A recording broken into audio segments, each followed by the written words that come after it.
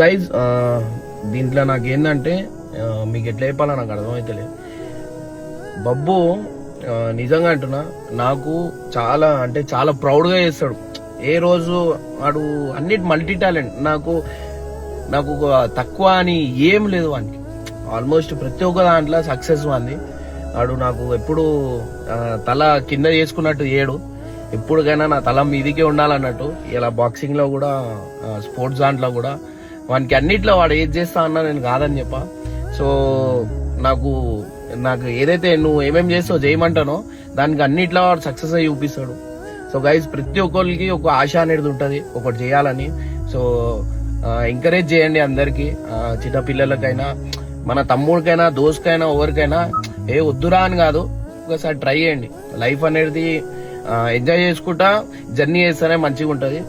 చాలా మంది స్ట్రెస్ తీసుకొని బాధపడుతూనే ఉంటారు.